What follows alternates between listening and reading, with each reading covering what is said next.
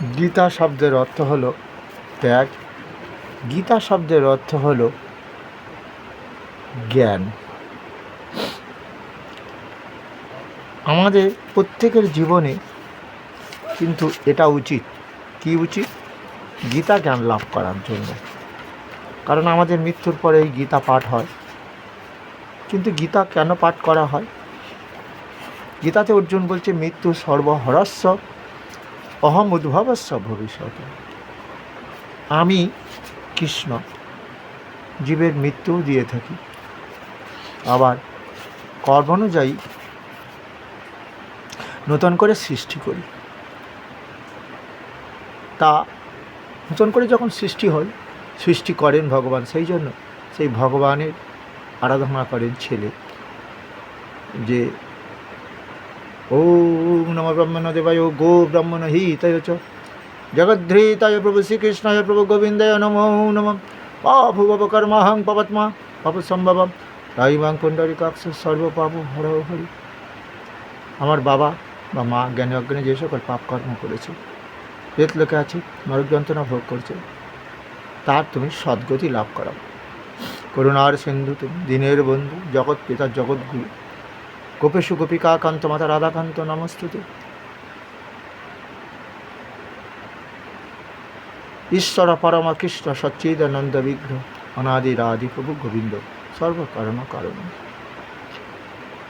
তুমি গোপীদের কৃপা করছিলে, আর রাধারানী তোমারই বশীভূত। এইরকম যাক, তাহলে সেই গীতা নিজেরা পড়তে হবে। পড়তে যদি নাও পারো, বাংলা পড়বে।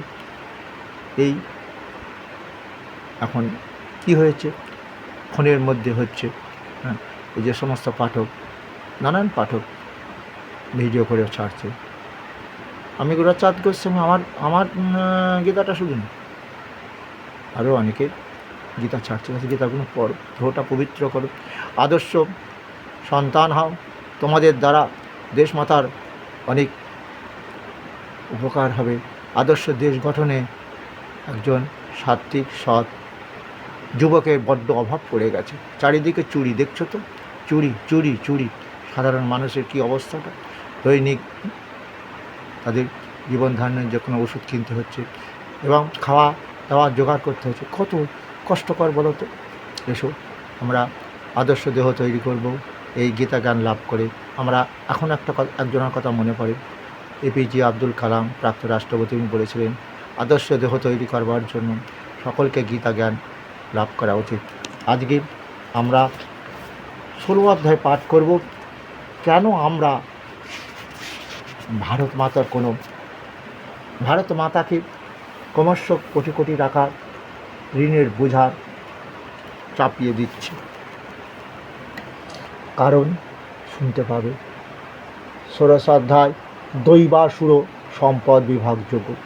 শ্রী ভগবান উবাচ অভয়ং সত্যসং শুদ্ধি জ্ঞান যোগ ব্যবস্থিতি দানাং দমস্ব যজ্ঞস্য সদায়স্তপ আর্যবম অহিংসা সত্যমা ক্রোধস্ত্যাগ শান্তির পৈশূনম দয়াভূত স্বালুপ্তম মার্দবং হিরচপলম তেজ ক্ষমাধৃতি শৌচমদ্রহ নতি মনিতা ভবন্তি সম্পদং দৈবীম ভিজাতস্য ভরত দম্ভ দর্পহ বিমান স্বাক্রোধ পারুষ্যমেব চ। আমার গুরুদেব কে জানো? জগৎগুরু ভগবান শ্রীকৃষ্ণ। এ হলো কি আমাদের গুরু কাটি, কিন্তু সেই গুরুকে যেন মানুষ মনে করবে না, সে স্বয়ং যেন আমার ভগবান শ্রীকৃষ্ণ। গুরু আশ্রয় করে, দেখবে সব কিছু হয়ে যাবে। ভবন্তি সম্পদং দৈবীমা ভিজাতস্য ভারত দম্ভ দর্পহ বিমাদ স্বাক্রোধ পারুষ্য। এই যে দৈবী সম্পদে যাদের জন্ম, মানে কি জানো? যারা গুরু আশ্রয় করলেছিল, পুরো জন্মে গুরু আশ্রয় করে দেহ পবিত্র করেছিল, তাদের দেহটার মধ্যে কাম ক্রোধ লোভ মোহ মৎসর্য তাকে আক্রমণ করতে পারে না। এরাই তো আমাদের পরম শত্রু।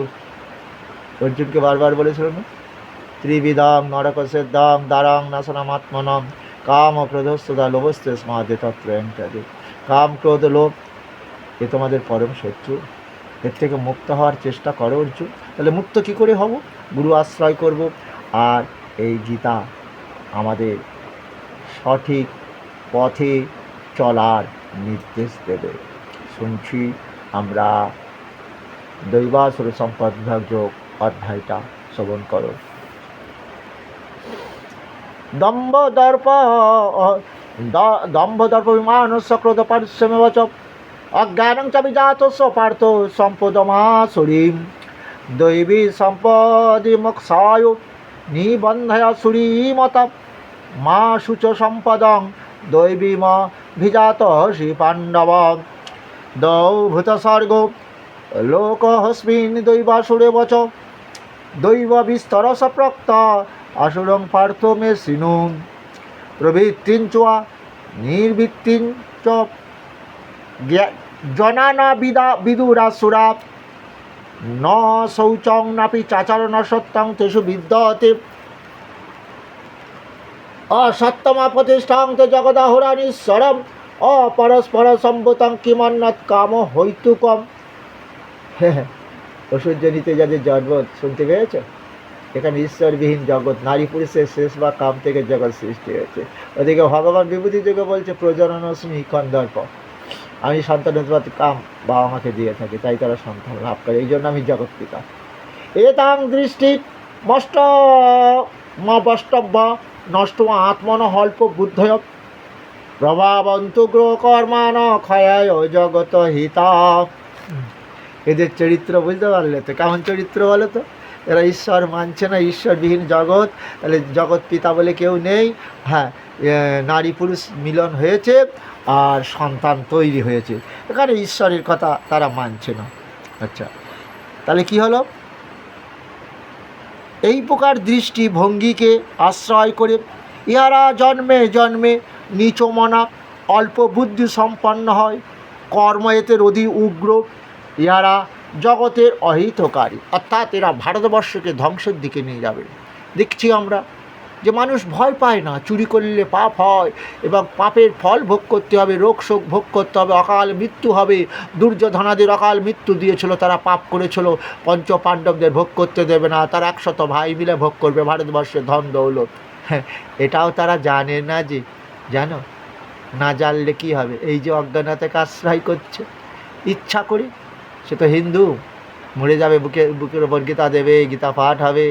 তার আদর্শ চরিত্র তৈরি করতে যে একটা এই গীতা গ্রন্থের প্রয়োজন আছে, এটা আমাদের প্রাক্তন রাষ্ট্রপতি, তিনি মুসলমান হয়েও আজকে বলেছিলেন তো, এরা বাইরের জগতের সঙ্গে মেশে না, এরা ধন ছাড়া তো কিছু জানে না। এদের চরিত্রটা আর একটু বলবো, শোনো। বাবা দুগ্রকর্মণ ক্ষয় জগতে হিত কামমাশ্রিত দুষ্পরং দম্ভমান অমদান্বিত মহাদ্গীত সাদগ্রহান উভারতন্তে শুচিব্রতা চিন্তামা পরিমেয়াঞ্চ প্রলয়ান্তু মা পুষা মুপাশ্রিতা কামপভোগ পরমা এতাবদিতি নিশ্চিতা আশাপাশ শতই বদ্ধা কামক্রোধ পরায়ণা ইহন্তে কামভোগার্থা মন্বানার্থ সঞ্চয়ন। দেখেছ কি বলছে?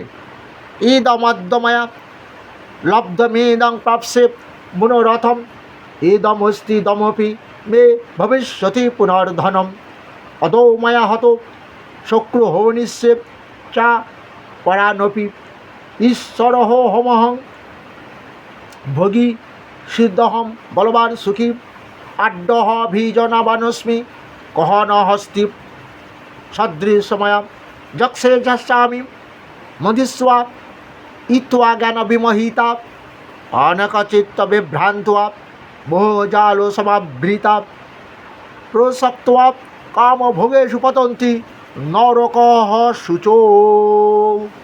আমরা এবারে তোমাদের 10 থেকে 16 অধ্যায় যে সংস্কৃত পড়লাম, এটা বাংলা শুনিয়ে দেবো, চেষ্টা করব ব্যাখ্যা করতে। ইহাদের কামনা পূর্ণ হইবার নয়, ওই যে ইহারা নিজেকে বড় বলিয়া মনে করে এবং বুদ্ধির গর্ব করে, ইহারা মোহের বশে অসৎ কর্মে প্রবৃত্ত হইয়া নানা অসুচিতে, অর্থাৎ এরা জগতের মঙ্গল কোনো কর্ম করে না, জগৎকে ধ্বংসের দিকে নিয়ে যাওয়ার জন্য কর্ম করে। এরা মৃত্যুর আগ পর্যন্ত কি করে? কাম অর্থাৎ বিষয় চিন্তা ছাড়া কিছুই করতে পারে না। এদিকে ভগবান বলছে মৃত্যুকালে ওই যে অন্তকালে চ মামেব শরণ মুক্তা বা কলেবরম য প্রয়াতি সমদ্ভাবম যাতে নাস্তাত্র সংশয়। অর্জুন, মৃত্যুকালে যদি কেউ আমাকে স্মরণ করতে করতে দেহ ত্যাগ করে, ওই ব্যক্তি মৃত্যুর পর পাপমুক্ত হয়ে আমাকে লাভ করবে।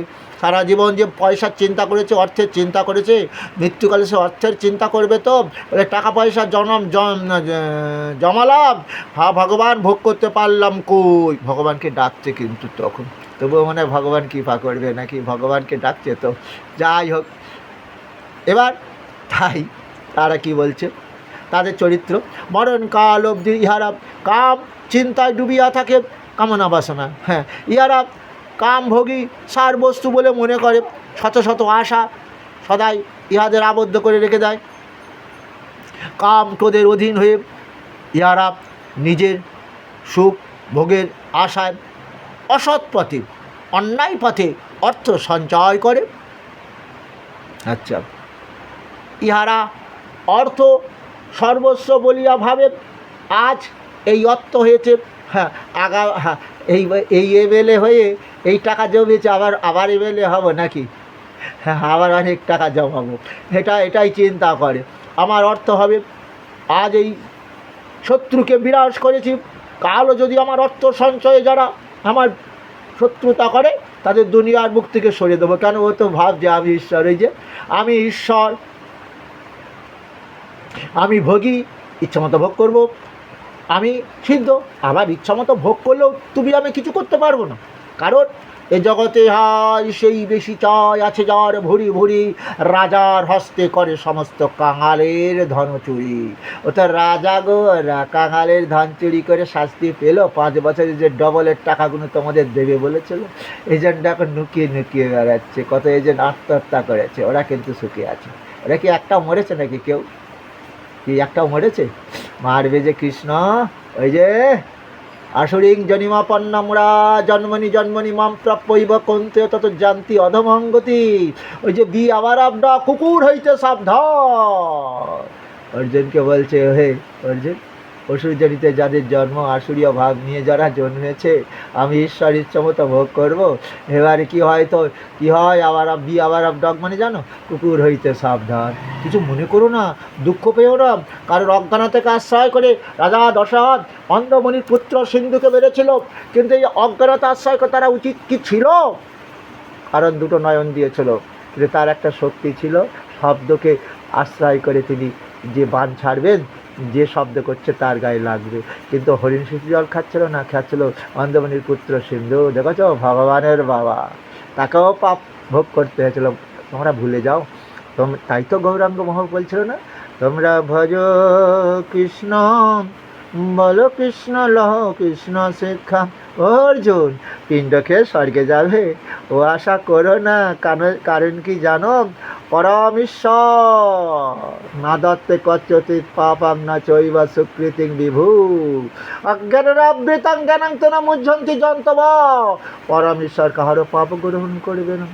অজ্ঞানতাকে আশ্রয় করে যে যার পাপ করে, পাপের ফলে তাকে ভোগ করতে হয়। তাই অসুর জনিতে যাদের জন্ম, যারা বলছে আমি ঈশ্বর ইচ্ছামতো ভোগ করব, আমার ভোগে বারে দান করলে দুনিয়ার বুক থেকে তাকে সরিয়ে দেবো। এই জন্য তো আমাদের কলিযুগের আয়ুটা ক্রমশ কমে আসছে। দেখলে তো কোথায় এসে গেছে। আরে তোমার আমার ভয় কি আছে? আমরা তো কারোর টাকা পয়সা মারিনি, সংসারই চলে না, ভালো খাওয়া তো পরের কথা, হ্যাঁ নাকি? কি বুঝছো? হ্যাঁ, ভালো করে ডাক্তারি দেখাতে পারি না, সরকারি 90% সারের ওষুধ খেতে হয়, খেয়েই যাচ্ছি। হরে কৃষ্ণ। হ্যাঁ, রোগ তো কই কমছে না, আমার কমছে, কমবে, এছাড়া তো কোনো গতি নেই।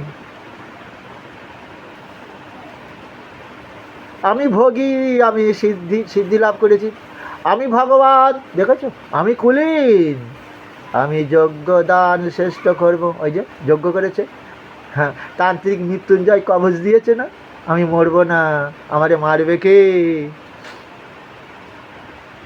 এই পৃথিবীতে আমার নাই আর কি আছে? এই রূপ নানা প্রকার মোহের বশে এবং কাম ভোগে আসক্ত হইয়া অসুচি নরকে নিপাতিত হয়। কথাটা আমার নাই, দেখেছো? অসুচি নরক প্রাপ্তি হয়। অসুচি মানে চিন্তা করেছ, হয়তো মশা কৃমি কীটাদিগুলো তাদের জন্ম দিতে হয়, কিন্তু 84 লক্ষ জনই ভ্রমণ করেছে, মশামাছি কীট পতঙ্গ হয়েছে, আবার তাকে কীট পতঙ্গগুলো জন্ম দিতে হবে। আমার কষ্ট হয় তো, কারণ পিতাহ হমর্ষ জগত মাতা দাতা পিতামহ বেদং পবিত্রং ওঙ্কার রিক সম যজুরে বচগত। কি গো, বুঝতে পারোনি? আমি যে জগৎবাসী পিতা মাতা, আমি বিধাত, আমি পবিত্র ওঙ্কার। তা আমি যদি পিতা মাতা হই, সন্তানকে কি করে আবার আমি এই নিচুকুলে জন্ম দেব? কিন্তু আমার তো কিছু করার নেই। আমি কি, আমি রাজার রাজা কৃষ্ণ। ওই জন্য জানো না, দাপরে ধৃতরাষ্ট্র রাজা হয়েও পুত্র শ্রেয় অন্ধ বিচার করেনি, আমি বিচার করে দিয়েছিলাম। তার 99টা পুত্রকে মেরে দিয়েছিলাম, জগৎকে দেখিয়ে দিলাম। কে গো, আমি রাজার রাজা কৃষ্ণ, বুঝতে পেরেছে? আর কলিযুগে তো রাজা পূজা পালনই করবে না, পূজা শোষণ করবে। হ্যাঁ,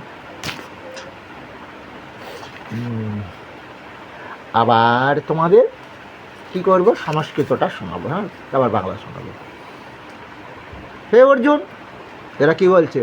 আড্ডহ ভিজানা বানস্মি কহন হস্তি সদৃশময় যক্ষে দশামি মধুস্বা ইত্য জ্ঞান বিমোহিতা অনেক চিত্বা বিভ্রান্ত্বা মহজল সমাবৃতা প্রসক্ত্বা কামভোগেষু পতন্তি নরকঃ শুচৌ। আত্মা সম্ভাবিতা স্তব্ধ ধনমান মদান্বিতা গজান্তে নাম যজ্ঞৈস্তে দম্ভেন অবিধিপূর্বকম অহংকারং বলং দর্পং কামং ক্রোধং চ সংশ্রিতা মামাত্ম পরদেহসু উপদেশন্ত বা সুহখা। এদের চরিত্রের একটা কি দোষ আছে জানো? ওরা এত বড় বোকা, ওর দেহের মধ্যে আমি আত্মারূপে রয়েছি, ও আবার আমার নিন্দে করে। হ্যাঁ, পরের দেহও আছি। কি বুঝলে ও অর্জুন, বুঝতে পেরেছ? তাহলে আমি কি করব তাকে? আমি তাকে কি করব জানো? চেতনা দেবো। তা নহম দিশত কোরআন সংসারে নরে ধনম ক্ষিপাম মম যস্ত্র মা শোভানা সরিষব জলিসু। কিছু বুঝতে পেরেছ অর্জুন? আমি কাকানে কাকানে তাকে অসুরজনিতে জন্ম দেব। তাহলে দেব তো পরের কথা নয়, এবং তাকে এই নরের অদম্ক বারবার অসুরকুলে জন্ম দেব কখনো কখনো। কি বুঝলে? হ্যাঁ, ব্যাঘ্র সিংহ হস্তি শিগল রূপেও তাকে সৃষ্টি করব। কারণ এটাই সব থেকে দুঃখজনক আমাদের। আমরা এই কুকুর খেতে পাই না পেট ভরে, কত কষ্ট দেখি এদের, কিন্তু এরা তো পরাধীন। হ্যাঁ, আগে সমস্ত পায়খানা দেখতাম গ্রামে বাড়ি সব বাঁশ বাগানে করতে, এরা খেত, কিন্তু আমার খাটা পায়খানা, এদের যে কি কষ্ট কল্পনা করা যাবে না। কিন্তু সেই ভগবান তো বলেছে সেই কুকুরের প্রতি কত দয়া। কারণ অর্জুন বিদ্যা বিনয় সম্পন্ন ব্রাহ্মণে গভী হস্তিনী শনি চৈব সপাকে চ পণ্ডিতা সমদর্শিনম। হে অর্জুন, সেই পণ্ডিত, সেই জ্ঞানী বিদ্যান ব্রাহ্মণ চণ্ডালকে যে সমান চোখে দেখে, গাভী হস্তি কুকুরের প্রতি সাম্যভাব। অর্জুন, গাভী কেড়ে কেড়ে দুধ দেবে, ভালো করে খেতে দেবে, তো পাইটা ভর্তি হবে, কিন্তু শোনো, হাতিকেও খেতে দেবে। কিন্তু কুকুর, ও যে পাপ করেছে, কুকুর হয়ে জন্ম নিয়েছে, কিন্তু আমি তো কৃষ্ণ নির্দোষ, আমি তো ব্রহ্মা বা ব্রহ্মরূপে রয়েছি ওর মধ্যে, আত্মারূপে। এই বুঝলে, সমস্ত জীবের মধ্যেই তো আমি আত্মারূপে আছি। কিছু বুঝতে পারলে? হ্যাঁ অর্জুন, এটাও শোনো, তোমরা যেমন কিছু কর্ম করো কিছু পাবার আশায় তো, কিন্তু আমার পণ্ডিত ব্যক্তি যারা, জ্ঞানী ব্যক্তি যারা, তারা কি করে জানো? তারা সবাই ওই ব্রাহ্মণ চণ্ডাল গাভী হস্তি কুকুরের প্রতি সাম্যদর্শী। কারণ তারা জানে ইহৈব তৈজিত স্বর্গ যে সঙ্গে সমস্ত আমি গীতাতে বলেছি, ইহলোকে তারা স্বর্গ সুখ বাস করবে, মরে গিয়ে নয়, এখানে নির্দোষঙ্গে সমাং ব্রহ্ম তসমাৎ নির্দোষ সঙ্গে সমাঙ্গম তস্মার ব্রহ্মণিত সীতা। আমি তো ব্রহ্মরূপে রয়েছি, আমি তো নির্দোষ, আমি তো কোনো পাপ করিনি। কুকুরে খেতে লেগেছে, কষ্টটা তো আমারও হচ্ছে।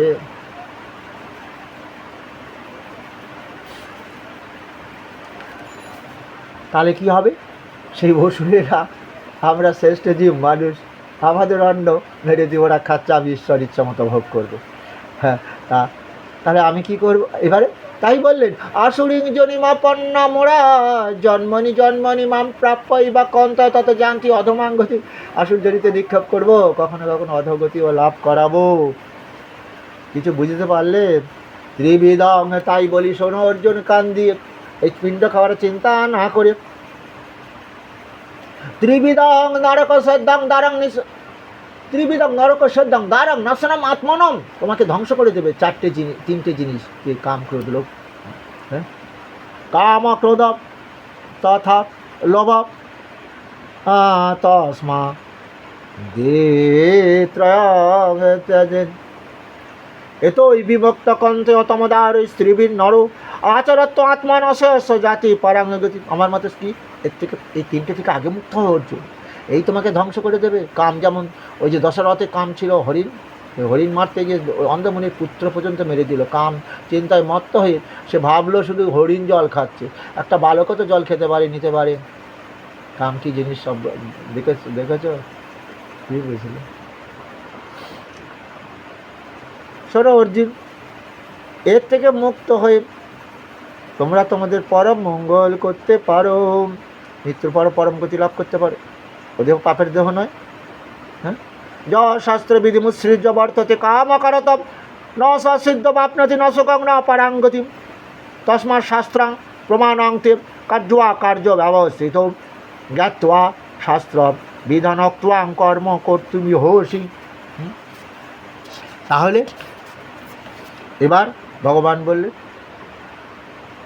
বল দর্প অহংকার আশ্রয় করিয়া কাম ক্রোধের বশে আমাকে নিজ দেহ পরের দেহে যে আমি আত্মারূপে আছি তারা আমার নিন্দা করে।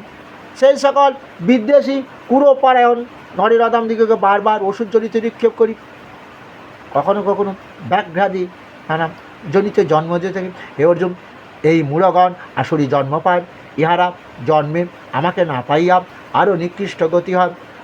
কাম ক্রোধ লোভ এই তিনটি মান নরকের দ্বার। হ্যাঁ, নরকে যেতে হবে যারা আশ্রয় করে। ইহা আত্মার নাশকারী, তাই এই তিনটিকে সদাই ত্যাগ করিবে অর্জুন। কাম ক্রোধ লোভ এই তিনটি হয় নরকের দ্বার, ইহা বলেছি। ইহা থেকে যিনি মুক্ত, তিনি যদি কি দান তপস্যা আর যজ্ঞ এইরূপ নানা মঙ্গল লজ্জাজনক করে, তাহলে তিনিও পরম হয়ে থাকবে। হ্যাঁ, নানা আচ্ছা, এ যে শাস্ত্রবিধি পরিত্যাগ করে ইচ্ছামতো কার্য করে, বুঝেছ, নিজেদের সুখের জন্য।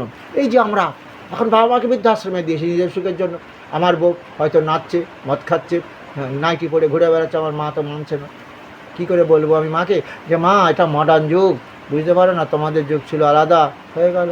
মা চলো চলো, তোমাকে এখানে রাখা যাবে না, আমার এখন বউ দরকার, আমার এখন যৌবনকাল, তুমি বুঝতে পারছো না মা, তাহলে তুমি ওই বৃদ্ধাশ্রমে থাকো, তোমার কোনো অভাব রাখো না, টাকা পয়সা ঠিক দিয়ে আসবো, দেখে আসবো মাঝে মাঝে।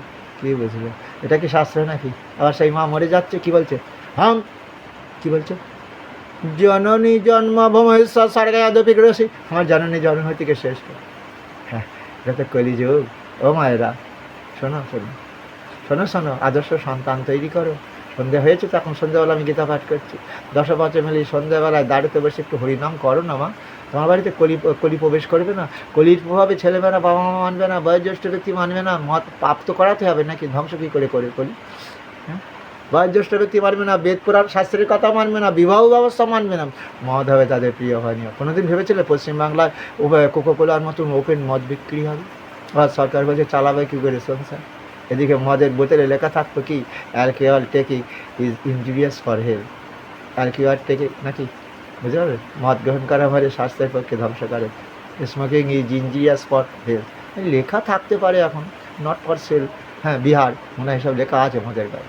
দেখি, আচ্ছা ঠিক আছে, ওখানে উত্তেজনা বেশি তো, তাপমাত্রা বেশি, আমাদের ওই সময় একটু কম, মানে ওই মাত্রা বিহারে গেলে আরও নেশাটা বেশি হবে। অতএব তুমি কার্য অকার্য বিষয়ে শাস্ত্রের কথা মেনে চলো অর্জুন। উক্তম এবং বিধান মতে কর্ম কীভাবে করিতে হয় তাহার শাস্ত্র জ্ঞান লাভ করো। কী করে শাস্ত্র জ্ঞান? কিছুই নয়, একটা জ্ঞান তোমাদের সহজে বলি, কী করবে, কি বলো দেখি। মহাজ্ঞানী মহাজন যে পথে করে গমন হয়েছেন চিরস্মরণীয়, সেই পথ লক্ষ্য করে শিবকীর্তি ধ্বজা ধরে আমরাও হব চিরবরণীয়। You give me blood, I will freedom. বুঝছো? হ্যাঁ, একবার বিদায় দাও মা, ঘুরে আসি। বড় লাটকে মারবার জন্য ক্ষুদিরাম আমার ফাঁসি কাটে দিল, বুঝতে পারলে? তারা অমর হয়ে আছে, তাদের আমরা পূজা করি, তাই মহাজ্ঞানী তারা কত, তাদেরকে আশ্রয় করো। বুড়ি বলাম নদীর তীরে বন্দে মাতরম, ইংরেজদের সৈন্যরা মাতঙ্গিরি হাজরাকে বুকটা ঝাঁঝরা করে দিল। কি বুঝলে? রানী লক্ষ্মীবাই ইংরেজের বিরুদ্ধে সন্তানকে পিঠে বেঁধে নিয়ে যুদ্ধ করেছিল, দেখেছ? আর কত বলবো, আমার শ্রদ্ধেয় বিনয় দা, বাদলের দীনেশ, জানো কী করেছিল তারা? তারাও তো মানুষ, আমরাও মানুষ। আজকে ভারতবর্ষকে আমরা ধ্বংসের দিকে নিয়ে যাচ্ছি, বিশ্ব ব্যাংকের কাছে কোটি কোটি ঋণের বোঝা চাপিয়ে দিচ্ছি। আর এখনকার সরকার দেখেছো, কোন সরকার পাইয়ে দেবে সেই এখন ভোট পাচ্ছে, ভোটে জিতছে। মনে আছে 50 কেজি সোনা বন্ধক দিয়েছিল, কে বলো তো? এই যে আমাদের মনে হয় কে, মোরারজি দেশাইদি যখন রাজা হলো মনে হয়, তারপরে মনে হয় অটল বিহারী বাজপেয়ী ওই 50 কেজি সোনাটা ফিরিয়ে এনেছিল। কী ভাবছো? এই যে অবস্থা এখন সরকারে, কোটি কোটি টাকা বিশ্ব ব্যাংকের কাছে ঋণ করছে, যে বাচ্চাটা এখনও জন্মায়নি তাও ঋণের বোঝা নিয়ে জন্মাচ্ছে। যাক, এই জন্য তো গীতা পড়ার প্রয়োজন আছে। সেই জন্য তো বলছে কি, শুধু মরা লোকের যে মরে গেছে তার জন্য গীতা নয়, আদর্শ দেহ তৈরি করো, যে দেহ দিয়ে কবি বলেছিল না, আমাদের দেশের সেই ছেলে কবে হবে, ধর্মে মহান হবে, কর্মে মহান হবে। আর এখন কি করা হচ্ছে? রাজনীতিতে নাম দিয়ে দেওয়া হচ্ছে। কিছু বুঝলে? হ্যাঁ, শ্রদ্ধেয় আমার জ্যোতিবাবুরা আমার থেকে রাজনীতি করতে দিল। আমি তখন সুরেন্দ্রনাথ কলেজে পড়ি, রাত দিন বোমা ফাটছে, ক্লাস আর হতো না। হ্যাঁ, আর এখন তো কেউ ইউনিভার্সিটিতে যাচ্ছেই না। কী হবে? যার বাবার টাকা আছে সে হয়তো চাকরি করবে। ওই জন্য তো বলছে গীতা পড়ো, গীতা জ্ঞান লাভ করো। গীতা জ্ঞান লাভ করলে আদর্শ দেশের তুমি সন্তান হবে, তোমার দিয়ে দেশের অনেক উপকার হবে। আমি গীতাটা এখানেই সমাপ্ত দিলাম। আমাদের বর্তমানে যে অবস্থা, 16 অধ্যায় পাঠ করে বুঝতে পেরে যাবে যে আমাদের কলিতে কি আরম্ভ হয়েছে বা হবে, এটা ভগবান লিখে গেছে গীতা।